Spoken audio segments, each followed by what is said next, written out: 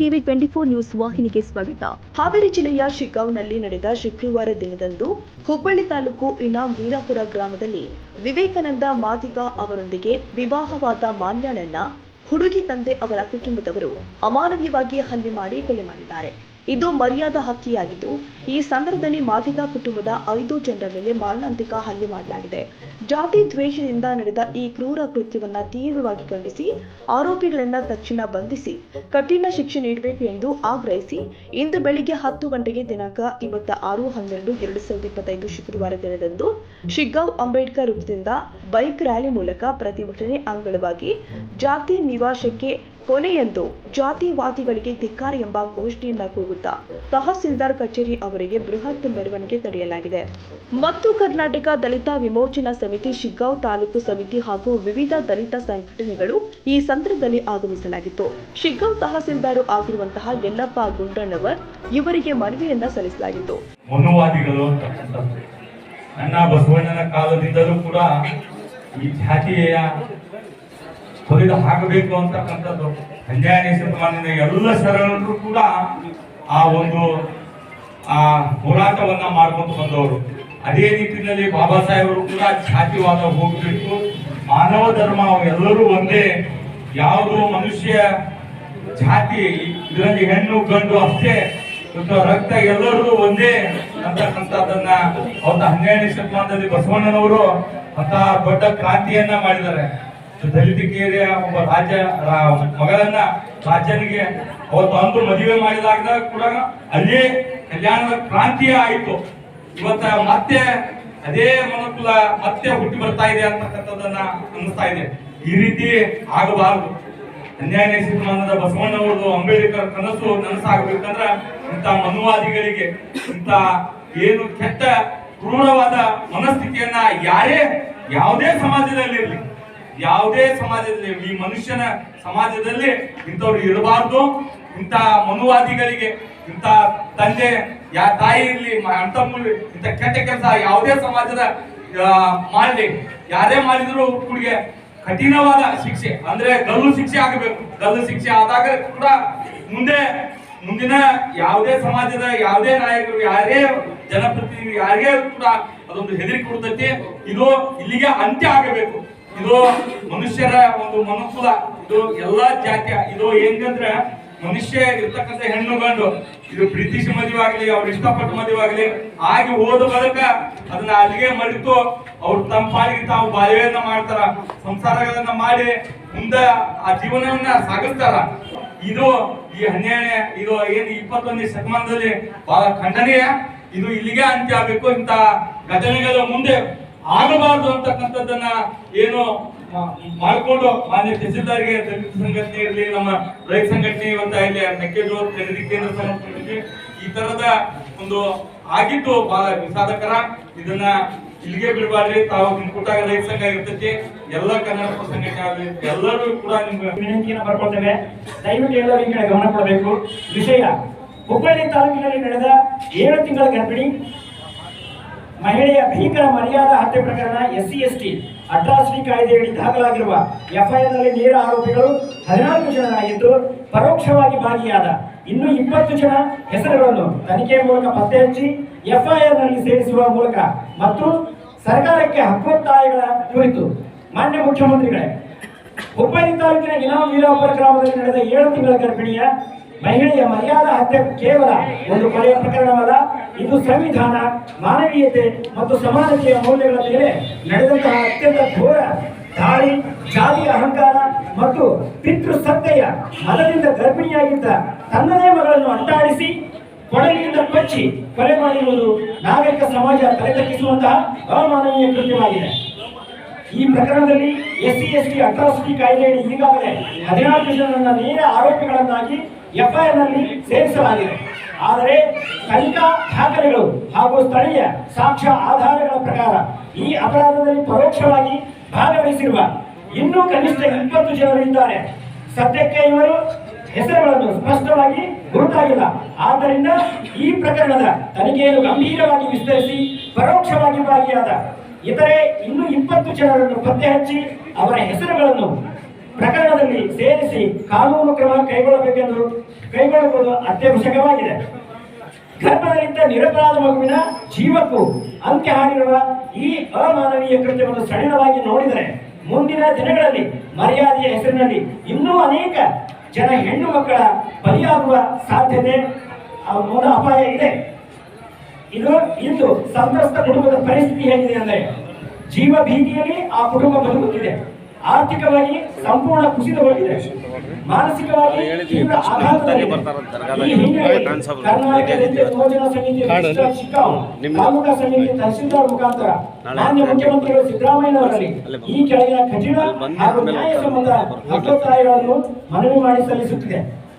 ನಮ್ಮ ಕಠಿಣ ಹಕ್ಕೊತ್ತಾಯಗಳು ಎಫ್ಐಆರ್ ನಲ್ಲಿ ಈಗಾಗಲೇ ದಾಖಲಾದ 14 ಜನ ಆರೋಪಿಗಳ ಜೊತೆಗೆ ಪರೋಕ್ಷವಾಗಿ ಭಾಗಿಯಾದ ಇನ್ನೂ 20 ಜನ ತನಿಖೆ ಈ ಪ್ರಕರಣವನ್ನು ಸಂಪೂರ್ಣವಾಗಿ ಮರ್ಯಾದಾ ಹತ್ಯೆಯಾಗಿ ಪರಿಗಣಿಸದೆ ಎಸ್ಸಿ ಎಸ್ಟಿ ಅಟ್ರಾಸಿಟಿ ಕಾಯ್ದೆಯ ಜೊತೆಗೆ ಐಪಿಸಿಯ ಗರಿಷ್ಠ ಕಲಮುಗಳನ್ನು ಅನ್ವಯಿಸಲೇಬೇಕಾಗುತ್ತದೆ.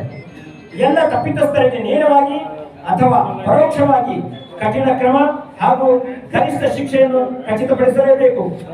ಕುಟುಂಬದ ಒಬ್ಬ ಅರ್ಹ ಸದಸ್ಯರಿಗೆ ತಕ್ಷಣ ಸರ್ಕಾರಿ ಉದ್ಯೋಗವನ್ನು ನೀಡಲೇಬೇಕು. ಸಂತ್ರಸ್ತ ಕುಟುಂಬಕ್ಕೆ 1 ಕೋಟಿ ರೂಪಾಯಿ. ಒಬ್ಬ ದಲಿತ ಸಮಾಜದ ಪ್ರಜ್ಞಾವಂತ ಯುವಕ, ವಿದ್ಯಾವಂತ ಯುವಕ ಮತ್ತೊಬ್ಬ ಕೋಮಿನ ಹೆಣ್ಣು ಮಗಳನ್ನು ಮದುವೆಯಾಗಿ ಹಾವೇರಿಯಲ್ಲಿ ಜೀವನ ಮಾಡ್ತಿದ್ರು. ಹಾವೇರಿಯಲ್ಲಿ ಅವರು ಒಂದು ನೆಮ್ಮದಿಯಿಂದ ಜೀವನ ಕೊಂಡ್ಕೊಂಡಿದ್ರು. ಆಕಸ್ಮಿಕವಾಗಿ ಅವರು ಹುಬ್ಬಳ್ಳಿಗೆ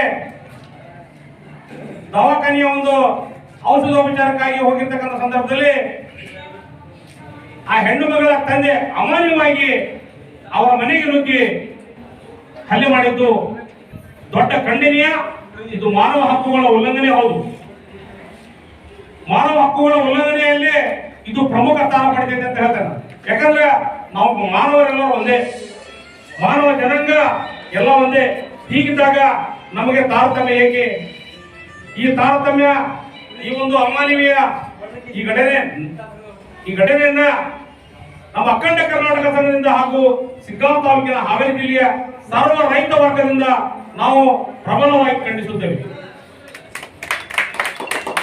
ಕರ್ನಾಟಕ ದಲಿತ ಯೋಜನಾ ಸಮಿತಿಯ ಸದಸ್ಯರು, ಅಣ್ಣ ತಮ್ಮಂದಿರು ಈ ಹೋರಾಟವನ್ನ ಹಮ್ಮಿಕೊಂಡಿದ್ದು ಸರ್ಕಾರದ ಗಮನಕ್ಕೆ ತಂದು ಆ ಕೊಲೆ ಮಾಡಿರ್ತಕ್ಕಂಥ ವ್ಯಕ್ತಿಗೆ ಗಲ್ಲು ಶಿಕ್ಷೆ ಆಗಬೇಕು ಅಂತಕ್ಕಂಥ ಒಂದು ಹೋರಾಟ ಹಮ್ಮಿಕೊಂಡಿದ್ದಾರೆ. ಈ ಹೋರಾಟವನ್ನ ಮುಂದುವರಿಸಬೇಕಂತಂದು ತಮ್ಮಲ್ಲಿ ಅತ್ಯಂತ ಕಳಕಳಿಯಿಂದ ವಿನಂತಿಸುತ್ತಾ ನನ್ನ ಮಾತು ಮುಗಿಸ್ತೇನೆ. ಈ ಒಂದು ಘಟನೆ ಇಡೀ ದೇಶದಲ್ಲಿಯೇ ಒಂದು ಮನುಕುಲ ತಲೆ ಬಾಗಿಸುವಂತಹ ಘಟನೆ. ಡಿಸೆಂಬರ್ 21ನೇ ತಾರೀಕು ಸಾಯಂಕಾಲ ಇನಾಮು ವೀರಾಪುರದ ವಿವೇಕಾನಂದ ಎನ್ನುವಂಥ ಯುವಕನ ತಂದೆ ಹಾಗೂ ಅವನ ಸೋದರ ಮಾವ ಸಂತೆಗೆಂದು ಹೋಗಿರ್ತಾರ. ಸಂತೆಯಿಂದ ಬರೋ ಮುಂದೆ ಈ ಒಂದು ಪ್ರಕಾಶ್ ಗೌಡ ಪಾಟೀಲ್ ಅನ್ನುವರು ಟ್ರ್ಯಾಕ್ಟರ್ನ ಮುಖಾಂತರ ಈ ಒಂದು ಘಟನೆ 10 ತಿಂಗಳ ಹಿಂದೆನೇ ಈ ಒಂದು ಹುಡುಗ ವಿವೇಕಾನಂದ ಹಾಗೂ ಮಾನ್ಯ ಇವರಿಬ್ಬರು ಲವ್ ಮ್ಯಾರೇಜ್, ರಿಜಿಸ್ಟರ್ ಮ್ಯಾರೇಜ್ ಆಗಿರ್ತಾರ. ಈ ಘಟನೆ ನಡೆದು 10 ತಿಂಗಳ ಗತಿಸಿದ ನಂತರ ಇವರು ವಿವೇಕಾನಂದ ಅವ್ರ ತಂದೆ ಹಾಗೂ ಸೋದರ ಮಾವ ಸಂತೆಗೆ ಹೋಗಿರ್ತಾರ. 21ನೇ ತಾರೀಕು ಸಾಯಂಕಾಲ ಸಂತೆ ಮುಗಿಸ್ಕೊಂಡು ಬರೋವಾಗ ಪ್ರಕಾಶ್ ಗೌಡ ಹಾಗೂ ಸಹಚರರು ಸೇರಿ ಟ್ರ್ಯಾಕ್ಟರಿನ ಮುಖಾಂತರ ಅವರಿಗೆ ಹೋಗಿ ಆಕ್ಸಿಡೆಂಟ್ ಮಾಡ್ಬೇಕಂತೇಳಿ ಬೇಕು ಅಂತಾರೆ ಅವ್ರ ಮೈ ಮೇಲೆ ಹೋಗಿರ್ತಾರ. ಅವರು ತಪ್ಪಿಸ್ಕೊಂಡು ಬಿದ್ದಿರ್ತಾರ. ತದನಂತರ ಅದೇನಾಗಿರ್ತೈತಿ, ಅವ್ರ ಅಪ್ಪ ಓಡಿ ಹೋಗ್ತಾ, ವಿವೇಕಾನಂದ ಅವ್ರ ಅಪ್ಪ ಓಡಿ ಹೋಗ್ತಾನ್ರಿ. ಆಮೇಲೆ ವಿವೇಕಾನಂದ ಅವರ ಸೋದರ ಮಾವ ಇರ್ತಾನಲ್ರಿ, ಅವನ ಕುತ್ತಿಗೆಗೆ ಆ ಪ್ರಕಾಶ್ ಗೌಡ ಹಾಗೂ ಅವನ ಸಹಚರರು ಗುರುವಲ್ಲಿಂದ ಅವ್ನ ಕುತ್ತಿಗೆಗೆ ಹಿಡಿದು ಹೆದರ್ತಾರ್ರಿ, ನಿಮ್ಮ ಹಳೆಯ ಖರ್ಚಿಲ್ಲ ಅಂತೇಳಿ. ಆಮೇಲೆ ಅದು ಆ ವಿಷಯ ವಿವೇಕಾನಂದ ಗೊತ್ತಾಗಿ ಮನೇಲಿಂದ ಓಡಿ ಹೋಗ್ತಾನ್ರಿ. ಅಲ್ಲಿಗೆ ಓಡಿ ಹೋಗ್ತಾನ್ರಿ. ಸಡನ್ ಆಗಿ ಅವ್ರ ಸೋದರ ಮಾವನ ಕೈ ಬಿಟ್ಟು ಅಲ್ಲಿ ಪ್ರಕಾಶ್ ಗೌಡ ಅವ್ರ ಸಹಚರ ಏನು ಅದಾರಲ್ರಿ ಎಲ್ಲರೂ ಮಾರಕಾಸ್ತ್ರಗಳನ್ನು ಅಂದ್ರೆ ಕೊಡ್ಲಿ, ಕುಡ್ಕೊಲು, ಇನ್ನೂ ಇತ್ಯಾದಿ ಮಾರಕಾಸ್ತ್ರಗಳನ್ನು ತಗೊಂಡು ಸಡನ್ ಆಗಿ ವಿವೇಕಾನಂದ ಹಲ್ಲೆ ಮಾಡಕ್ಕೆ ಬೆನ್ನತ್ತಾರ. ಆ ವಿವೇಕಾನಂದ ಏನು ಮಾಡ್ತಾನ, ಆ ಹುಡುಗ ಇನ್ನೂ ಹೆಂಗೆ ಹುಡುಗ ಅವ್ರ ಕೈಲಿಂದ ತಪ್ಪಿಸ್ಕೊಂಡು ಹೋಗ್ತಿರ್ತಕ್ಕಂಥ ಒಂದು ಬೈಕನ್ನು ಹತ್ಕೊಂಡು ಹೋಗಿ ಪೊಲೀಸ್ ಠಾಣೆಗೆ ಹೋಗಿ ತಾವು ಸೆಕ್ಯೂರಿಟಿಯನ್ನು ಪಡಿತಾರ. ಆ ನಂತರ ಇವರು ಪ್ರಕಾಶ್ ಗೌಡ ಮಾನ್ಯ ಅವರ ತಂದೆಯವ್ರು ಏನದಾರಲ್ರಿ ಪ್ರಕಾಶ್ ಗೌಡ ಅವರು ಊರಿಗೆ ಬರ್ತಾರ. ಊರಿಗೆ ಬಂದಾಗ ಸರ್ಕಲ್ನಾಗಲ್ಲಿ ವಿವೇಕಾನಂದ ಅವ್ರ ತಾಯಿ ಭೇಟಿ ಆಗ್ತಾರ. ಅವ್ರಿಗೂ ಸಹ ಮಾರಕಾಸ್ತ್ರಗಳಿಂದ ಹಲ್ಲೆ ಮಾಡ್ತಾರ ಸರ್. ಅವ್ರಿಗೂ ಸಹ ಹಲ್ಲೆ ಮಾಡ್ತಾರ. ಅವರು ಓಡಿ ಹೋಗ್ತಾರ್ರಿ. ಅವ್ರಿಗೆ ಹಲ್ಲೆ ಆಗಿರ್ತೈತಿ, ಅವ್ರು ಓಡಿ ಹೋಗ್ತಾರೆ. ಅದ್ರೊಳಗನೆ ಆಮೇಲೆ ಇವರು ಮನೆಗೆ ಹೋಗ್ತಾರೆ ಸರ್. ವಿವೇಕಾನಂದ ಅವನು ಮನೆಗೆ ಬಂದಿರ್ತಾನೆ ವಾಪಸ್ ರಾತ್ರಿ. ಆಮೇಲೆ ಇವರು ಮನೆಗೆ ಹೋಗಿ ಒಬ್ಬ ತುಂಬು ಗರ್ಭಿಣಿ ಅನ್ನೋದನ್ನು ಮರೆತು ಅಲ್ಲಿ ಇರ್ತಕ್ಕಂಥ ವಿವೇಕಾನಂದ ಅವರ ಸಹೋದರಿ ಅನನ್ಯ, ತಾಯಿ, ತಂದೆ, ಅವರ ಸೋದರ ಮಾವ ಹಾಗೂ ಅವನ ಪತ್ನಿ ಮಾನ್ಯ ಇವ್ರು ಎಲ್ಲರ ಮೇಲೂ ಹಲ್ಲೆ ಮಾಡಿ ಆ ಕ್ರೂರಿ ಪ್ರಕಾಶ್ ಗೌಡ ಪಾಟೀಲ್ ಅಂತ ಏನದನಲ್ರಿ ಆ ವ್ಯಕ್ತಿ ತನ್ನ ಮಗಳು ಅನ್ನೋದನ್ನು ಮರೆತು ತನ್ನ ಮಗಳ ಹೊಟ್ಟೆಯಲ್ಲಿ ಒಂದು ಪುಟ್ಟ ಕಂದ ಬೆಳೀತಾ ಇದೆ ಅನ್ನೋದನ್ನು ಸಹ ಮರೆತು ಕೊಡಲಿಂದ ಆ ಮಾನ್ಯಾಳಿಗೆ ಹೊಟ್ಟೆಗೆ ಹೊಡೆದು ಕುತ್ತಿಗೆಗೆ ಹೊಡೆದು ಅವಳನ್ನ ಮರಣಗೊಳಿಸ್ತಾರೆ, ಸಾಯಿಸ್ತಾರೆ ಅವ್ರನ್ನ. ಇಂಥ ಘಟನೆಗಳು ಪದೇ ಪದೇ ಯಾಕೆ ಆಗ್ತಾ ಇದಾವೆ ಅಂದ್ರೆ ಈಗ ನಮ್ಮ ಹಾವೇರಿ ಜಿಲ್ಲೆ ಒಳಗೂ ದೌರ್ಜನ್ಯ ಕಮಿಟಿ ಐತಿ. ದೌರ್ಜನ್ಯ ಕಮಿಟಿ ಐತಿ ಅಂತೇಳಿ ಕೇಳ್ತೇವೆ ನಾವು. ನಮ್ಮ ಹಾವೇರಿ ಜಿಲ್ಲೆ ಒಳಗೆ ಯಾವ ಗ್ರಾಮದೊಳಗೂ ಯಾವ ತಾಲೂಕಿನೊಳಗೂ ದೌರ್ಜನ್ಯ ಕಮಿಟಿ ಸಭೆ ಐತಿ, ಸಭೆ ಮಾಡಾಕತ್ತೀವಿ ಅಂತೇಳಿ ನಾವೆಲ್ಲೂ ಕೇಳಿದ್ವಿ.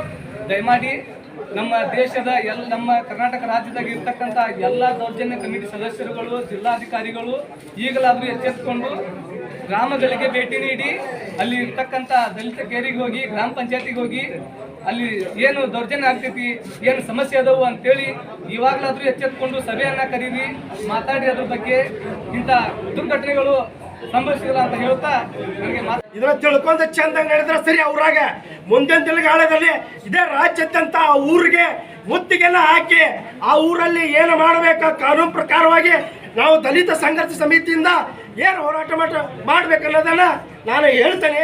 ಬರೋ ದಿನಗಳಲ್ಲಿ ಆದಷ್ಟು ಬೇಗ ಈ ಕೆಲಸ ಕಾರ್ಯಗಳನ್ನು ಆದಷ್ಟು ಬೇಗ ಮಾಡಬೇಕು. ನಮ್ಮ ದಲಿತ ನಾಯಕರೆಲ್ಲ ಹೇಳಿದ್ರೆ ಅವ್ರ ಏನು ಹಾಸ್ಪಿಟಲ್ಗಳಿದಾರಲ್ಲ ಅವ್ರು ಅಷ್ಟು ಚಿಕಿತ್ಸೆಗಳನ್ನು ಅವ್ರ ತಂದೆ, ಆ ಮಗ, ಅವ್ರ ತಾಯಿ, ಅವ್ರ ತಮ್ಮಂದಿರು ಏನಿದಾರಲ್ಲ ಅವ್ರು ಗುಣಮುಖರಾಗಬೇಕು. ಗುಣಮುಖರಾದ್ರೂ ಕೂಡ ಅವ್ರ ಆ ಹುಡುಗನನ್ನ ಸರ್ಕಾರಿ ಹುದ್ದೆಯಲ್ಲೇ ಸಮಾಜ ಕಲ್ಯಾಣ ಇಲಾಖೆಯಲ್ಲಿ ಅವನ ನೇಮಕಾತಿಗಳನ್ನು ಮಾಡ್ಕೋಬೇಕು. ಇಲ್ಲೇ ಸಮಾಜ ಕಲ್ಯಾಣ ಇಲಾಖೆ ಅವ್ರದ್ದೇ ಲೋಪದೋಷಗಳಿರೋದು. ನಾವು ಸಮಾಜ ಕಲ್ಯಾಣ ಇಲಾಖೆ ನಮ್ದೊಂದು ಅಂಗ ಅಂತೇಳಿ ನಾವು ಗೌರವಿಸ್ತೇವೆ. ಅಂತ ಅಂಗನ ನಮಗೆ ದೌಡು ಬಂದಿಲ್ಲ. ಕಂದಾಯ ಇಲಾಖೆದಾರ ತಹಶೀಲ್ದಾರ ಅಂತ ದೌಡು ಬಂದಿಲ್ಲ. ಜಿಲ್ಲಾ ಅಧಿಕಾರಿಗಳು ನಮ್ಮ ತಂದೆ ಅಂತೇಳಿ ನಾವು ನಮ್ಮ ಜಿಲ್ಲೆಯ ತಂದೆ ಅಂತೇಳಿ ಅವರು ಲೇಟಾಗಿ ಬಂದಿರ್ತಾರ. ಇವ್ರಿಗೆಲ್ಲ ಇವ್ರ ಮೇಲೆ ಕಠಿಣ ಕ್ರಮಗಳನ್ನು ಜರುಗಿಸ್ಬೇಕು. ಮಾನ್ಯ CM ಸಾಹೇಬರಿಗೆ ನಾವು ಇದೇ ಬೇಡಿಕೆನದ. ಅಲ್ಲಿಂದ ನಮ್ಮ ದಲಿತ ನಾಯಕರಾದಾರ ಒಂದೇ ಒಂದು ಕೂಗು ಹಾಕಿದ್ರೆ ಇಡೀ ಸರ್ಕಾರ ಬೀಳಂತ ತಾಕತ್ತೈತಿ. ಆ ಊರನ್ನ ಏನ್ ಮಾಡ್ಬೇಕನ್ನ ತಾಕತ್ತೈತಿ. ನೀವು ಹೆಚ್ಚಳ್ರಿ, ಸುಮ್ಮನೆ ನಮ್ಮನ್ನೆಲ್ಲ ಓಟ್ ಹಾಕಿಸ್ಕೊಂಡ ನಮ್ಮನ್ನೆಲ್ಲ ಕೊಲೆ ಮಾಡ್ಸಕ್ಕ ಪ್ರಯತ್ನ ಪಡಿಸ್ಬೇಡ್ರಿ. ಇದ್ರ ಬಗ್ಗೆ ಸೂಕ್ತವಾದ ತನಿಖೆ ಮಾಡಿಸ್ಬೇಕಂತೇಳಿ ನಮ್ಮ ಎಲ್ಲ ದಲಿತ ನಾಯಕರಿಗೆ MP ಇರ್ಬೋದು, MLA ಇರ್ಬೋದು, ಗ್ರಾಮ ಪಂಚಾಯತಿ ಮೆಂಬರ್ ಇರ್ಬೋದು, ತಾಲೂಕ್ ಪಂಚಾಯತಿ ಮೆಂಬರ್ ಇರ್ಬೋದು, ಸರ್ವ ರಾಜಕೀಯವರು ಇವ್ರು ಅನ್ನೋದೇ ಇದಕ್ಕೆಲ್ಲರೂ ಸಪೋರ್ಟ್ ಮಾಡ್ರಿ, ನ್ಯಾಯವನ್ನು ದೊರಕಿಸ್ಕೊಡ್ರಿ ಅಂತೇಳಿ ಬುದ್ಧ ಬಸವ ಅಂಬೇಡ್ಕರ್ ಅವ್ರಿಗೆ ಪಾದಗಳನ್ನು ನಮಿಸುತ್ತಾ ನಮ್ಮ ಮಾತನ್ನು ಮುಗಿಸ್ತೇನೆ. ಜೈ ಭೀಮ್, ಜೈ ಸಂವಿಧಾನ. ಅನ್ನ ಕುಲಕ್ಕೆ ಅವಮಾನ ಮಾಡದಂಗ ಅವರು, ಅನ್ನ ಕುಲಕ್ಕೆ. ಯಾಕಂದ್ರೆ ಆ ಮಗುಗೆ ಅಷ್ಟಲ್ಲ, ಇದು ಜಾತಿ ಅಲ್ಲ, ಹೆಣ್ಣು ಕುಲಕ್ಕೆ. ಎಲ್ಲ ಜಾತಿ ಹೊರ ಜನಾಂಗದರ ಬಂದರು, ಹೆಣ್ಣು ಕುಲಕ್ಕೆ ಅನ್ಯಾಯ ಮಾಡ್ದಂಗೆ. 2 ಮಕ್ಕಳನ್ನ ಕೊಂದಾನವ, 2 ಮಕ್ಕಳು 14 ಮಂದಿ ಕೊಂದಾರ. ಇವ್ರನ್ನ ಗುಂಡಿಟ್ಟು ಕೊಲ್ಲಬೇಕು. ಇವರು ಉಳಿದಂಥ ಕುಟುಂಬನ ಗಡಿ ಪಾರು ಮಾಡ್ಬೇಕು. ಅಲ್ಲಿಂದ ಇವರು ಬರೋಂಥ ಆಸ್ತಿಗಳನ್ನ ಆ ತಾಯಿ ಸ್ಮಾರಕವನ್ನ ಕಟ್ಟಬೇಕು. ತಾಜ್ ಮಹಲ್ ಹೆಂಗೆ ಕಟ್ಟಿದ್ರು, ಎತ್ತಕ್ಕಾಗಿ ಸತ್ಲು, ಎತ್ತಕ್ಕಾಗಿ ಇದು ಆಸ್ತಿ ಬಂತ ಅನ್ನೋದು ಗೊತ್ತಾಗಬೇಕು. ಯಾಕಂದ್ರೆ ದಲಿತರು ಮುಟ್ಟಿದ್ರೆ ಏನಾಕತಿ, ದಲಿತರನ್ನ ಕೆಡಿ ಅವ್ರನ್ನ ಇದು ಮಾಡಿದ್ರೆ ಏನಾಕತಿ ಅನ್ನೋದು ಗೊತ್ತಾಗಬೇಕು. ಅಂದಾಗ ಏನಿದ್ರು ಸಾಧ್ಯ. ಇಂಥ ಪ್ರಜಾಪ್ರಭುತ್ವದಲ್ಲಿ ನಾವು ಹೆಣ್ಣು ಗಂಡು ಎಲ್ಲ ಒಂದೇ ಅಂತೇಳಿ ನಾವು ಬಾಳೆ ಮಾಡಾಕಿದ್ದೀವಿ. ಇಲ್ಲಿ ಶಾಂತಿ ಆದಂಥ ಇದು ನಮ್ಮ ಕರ್ನಾಟಕ, ಹೌದಾ? ಅಂಥದ್ರಲ್ಲಿ ಈ ನನ್ನ ಮಕ್ಕಳು ಯಾರ್ಯಾರ ಬಂದು ಮಕ್ಕಳಲ್ಲಾರ್ದನ ಏನಲ್ಲಾರ್ದನ ಹೊಟ್ಟಿಲಿದ್ದ ಮಕ್ಕಳನ್ನ ಕೊಲ್ತಾರಂದ್ರೆ ಇಂಥವ್ರನ್ನ ಗಡಿ ಪಾರು ಮಾಡ್ಬೇಕು. ಹಿಂದಿದ್ದರನ್ನ ಇವ್ರನ್ನ ಗುಂಡಿಟ್ಟು ಕೊಲ್ಲಬೇಕು. ಅಂದಾಗ ಇದು ಶಾಂತಿಯುತವಾಗಿ ಕಳ್ತೈತಿ. ಯಾಕಂದ್ರೆ ಅವ್ರಿಗೆ ದಲಿತರಂದ್ರೆ ಇದು ಇಲ್ಲ.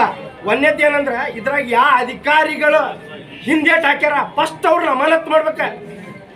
ಅಂದಾಗ ಎಚ್ಚೆತ್ಕೊಳ್ತೈತಿ. ಯಾಕೆ ದಲಿತರ ಹಿಂದೆ ಅವರು ಎಷ್ಟು ಹಿನ್ನೆಟ್ ಹಾಕ್ತಾರ, ಅವ್ರ ಕೆಲಸ ಎಷ್ಟು ಹಿನ್ನೆಟ್ ಹಾಕೋ ಯಾವ ಸಮಾಜ ಕಲ್ಯಾಣ ಕೆಲವರು ಇರ್ಬೋದು, ತಹಶೀಲ್ದಾರ್ ಇರ್ಬೋದು, ಯಾವ್ದಾರ ಪೊಲೀಸ್ ಡಿಪಾರ್ಟ್ಮೆಂಟ್ ಇವರು ಅವ್ರನ್ನ ಸಂಬಂಧಪಟ್ಟ ಅಧಿಕಾರಿಗಳು ಅವ್ರು ಸಸ್ಪೆಂಡ್ ಮಾಡ್ಬೇಕು ಅಂದಾಗ ಇದು ಹೋರಾಟ ನಿಂತೈತಿ. ಈಗ ಸದ್ಯ ಇದು ರಾಜ್ಯ ಮಟ್ಟದಾಗ ನಡೆದೈತಿ. ಸದ್ಯ ಇನ್ನೊಂದು 6 ತಿಂಗಳವರೆಗೆ ನಾವು ಏನು ಮನವಿ ಕೊಟ್ಟೇವಲ್ಲ ಅಷ್ಟೊಳಗೆ ಅವ್ರ ಆಸ್ತಿಗಳನ್ನು ಮೂಲ ಗುಂಪು ಹಾಕ್ಕೊಂಡು ಆ ತಾಯಿ ಹೆಸರು ಮಾಡಿ ಆ ತಾಯಿಯನ್ನ ಸ್ಮಾರಕ ಕಟ್ಟಿ ನಮ್ಮ ದಲಿತ ಕುಟುಂಬರನ್ನ ಪೊಲೀಸರ ರಕ್ಷಣೆ ಕೊಟ್ಟು ಅವ್ರನ್ನ ಕಾಪಾಡಬೇಕು. ಇಲ್ಲಾಂದ್ರೆ ಕಾಪಾಡಲಿಲ್ಲ ಅಂದ್ರೆ ಇದೇನ ಭೀಮಾ ಹಂತಕ್ಕೆ ಭೀಮಾ ಕೋರೆಗಾಂವ್ ಆಯ್ತಲ್ಲ ಆ ಥರ ಹಾಕತ್ತನ್ನ ಈ ಮಾತನ್ನ ಸಂದೇಶಗಳನ್ನು ಕೊಡ್ತೀನಿ ನಾನು. ಇಡೀ ರಾಜ್ಯದಂತ ನೀಲಿ ಬಾವುಟ ಹಾರಾಡ್ತಾವ. ಯಾಕಂದ್ರೆ ದಲಿತರ ಹೆಚ್ಚುಗೊಳಿಸ್ಯಾರ. ಅವರು ಯಾಕೆ ಹೆಚ್ಚುಗೊಳಿಸ್ಯಾರ ಅಂದ್ರೆ ಸುಮ್ಮನೆ ಕುತ್ಕೊಂಡು ಅಂತ ನಾವು ಅಂಬೇಡ್ಕರ್ ಮಕ್ಕಳು ನಾವು ಅಷ್ಟಲ್ಲ ದಲಿತರ ಎಲ್ಲ ಸಮಾಜ ವರ್ಗದರ ದಲಿತ ಮಕ್ಕಳ. ಯಾಕಂದ್ರೆ ಸಂವಿಧಾನ ಬರ್ದವ ಅಂಬೇಡ್ಕರ್ ಎಲ್ಲ ಜಾತಿ ವರ್ಗದರಿಗೆ ಬರ್ದಾನ. ಇವತ್ತಿನ ಪ್ರಜಾಪ್ರಭುತ್ವದಲ್ಲಿ ಸಂವಿಧಾನ ಅಡಿಯಲ್ಲಿ ನಮಗೆ ಅಷ್ಟ ಕೊಟ್ಟಿಲ್ಲ, ಅದನ್ನ ತಿಳ್ಕೋಬೇಕು. ಇದೇ ಸಂದರ್ಭದಲ್ಲಿ ಜೀವ ಭೀತಿಯಲ್ಲಿ ಬದುಕ್ತಾ ಇದ್ದೆ ಆರ್ಧಿಕಗೊಂಡ ದಲಿತ ಮುಖಂಡರು ವ್ಯಕ್ತಪಡಿಸಿದ್ರು. ನಮಗೆ ಭಿಕ್ಷೆ ಬೇಡ, ನ್ಯಾಯ ಬೇಕು, ಜಾತಿ ಆಧಾರಿತ ಹತ್ಯೆಗಳಿಗೆ ಅಂತ್ಯವಾಗಬೇಕು, ಗರ್ಭಿಣಿಯ ಮಹಿಳೆಯ ಕೊಲೆಯಾಗಿ ತಕ್ಷಣ ನ್ಯಾಯ ಬೇಕು ಎಂದು ಕೊನೆಯ ಎಚ್ಚರಿಕೆ ಅಲ್ಲ, ಇದು ಹೋರಾಟದ ಆರಂಭ ಘೋಷಣೆ ಅಂತ ಘೋಷಣೆ ಮೂಲಕ ಮುಖಂಡರು ತಿಳಿಸಲಾಗಿತ್ತು. ಮತ್ತು ಶಿಗ್ಗಾಂವ್ ತಾಲೂಕಿನಾದ್ಯಂತ ಎಲ್ಲ ಗ್ರಾಮ ದಲಿತ ಸಾಮೂಹಿಕ ಎಲ್ಲ ಸಮಾಜದ ಬಾಂಧವರು ಈ ಸಂದರ್ಭದಲ್ಲಿ ಭಾಗವಹಿಸಿದ್ರು. ಮತ್ತು ಅಖಂಡ ಕರ್ನಾಟಕ ರೈತ ಸಂಘ ತಾಲೂಕು ಘಟಕ ಶಿಗ್ಗಾಂವ್ ಇವರ ಪದಾಧಿಕಾರಿಗಳು ನ್ಯಾಯ ಕೊಡಲೇಬೇಕು ಎಂಬ ಘೋಷಣೆಯನ್ನು ಕೂಡ ಕೂಗಿದ್ರು. ರೈತರು ನಂತರ ಕರ್ನಾಟಕ ದಲಿತ ವಿಮೋಚನಾ ಸಮಿತಿ ಅಧ್ಯಕ್ಷರು ಆಗಿರುವಂತಹ ಮಂಜುನಾಥ್ ಬಾಲಪ್ಪನವರ, ಬಂಕಾಪುರ ಪುರಸಭೆ ಸದಸ್ಯರು ಆದ ಬಸವರಾಜ ಕಟ್ಟಿಮನಿ, ರೈತರ ಹೋರಾಟಗಾರರು ಆದ ಶಶಿಧರ ಹೊನ್ನಣ್ಣವರ, ಅರುಣ್ ನಡುವಿನ ಮನೆ, ಸಂತೋಷ್ ಮಾದರ, ಮಾಂತೇಶ್ ಹಿತ್ತಲ ಮನೆ, ಫಕೀರಪ್ಪ ಮಾದರ, ಹನುಮಂತಪ್ಪ ಮಲ್ಲೂರ, ದೇವರಾಜ್ ಹರಿಜನ, ಯಲ್ಲಪ್ಪ ಹರಿಜನ, ನಾಗಪ್ಪ ಮಾದರ, ಆನಂದ ಗಟ್ಟಿಮನಿ, ಮಾಲ್ತೇಶ್ ಹರಿಜನ್, ಕಲ್ಮೇಶ್ ಕರೆಮ್ಮನವರ, ಸುನಿಲ್ ಸುರೇಶ್ ಸೇರಿ ಮತ್ತಿತರರು ಹಾಜರಿದ್ದರು. ರವಿರಾಜ್ ಸಂಶಿ ಶಿಗ್ಗಾಂವ್.